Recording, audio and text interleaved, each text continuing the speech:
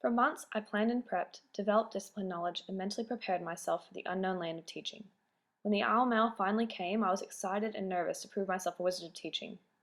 I was ready to take the run towards the platform and immerse myself in a new world.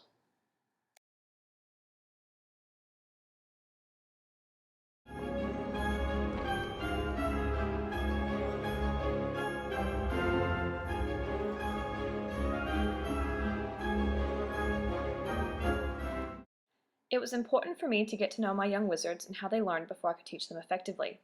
I allowed time to talk to students at the end of class and during breaks so that not only could I understand them better, but also they could understand me and in turn learn to trust me.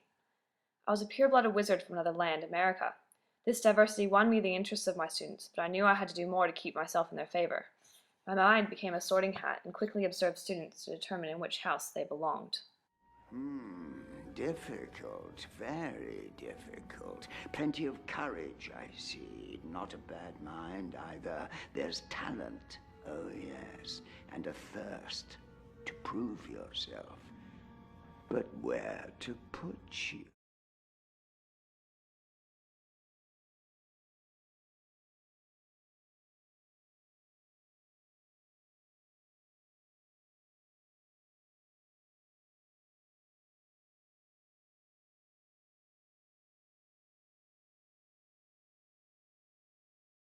I knew that the Ravenclaws and Hufflepuffs would be the easy students, always completing their homework and staying under the radar. Gryffindor and Slytherin, on the other hand, would become the students I had to gain their trust of in order to earn their loyalty and respect.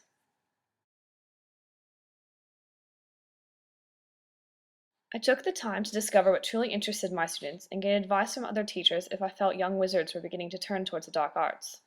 On days when the wizards acted a little too wicked, usually Friday afternoons, I learned to plan activities that were stimulating and allowed for a creative use of their energy. Classroom discussions were encouraged and I created review games such as Jeopardy to elicit friendly competition.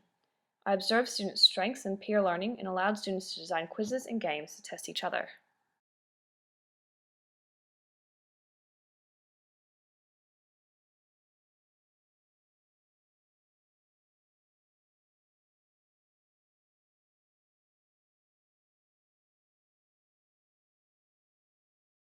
It's Leviosa, not Leviosa.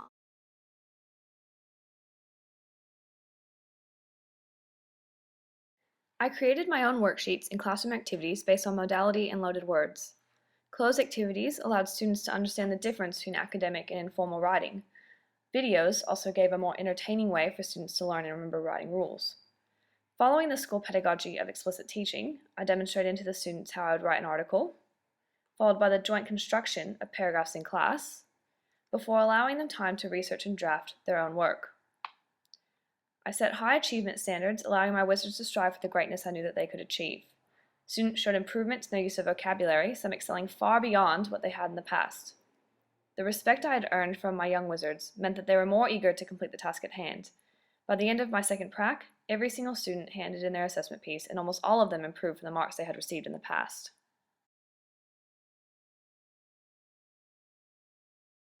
While I thrived in the classroom environment and gained the respect of my students, I also became well respected by my colleagues.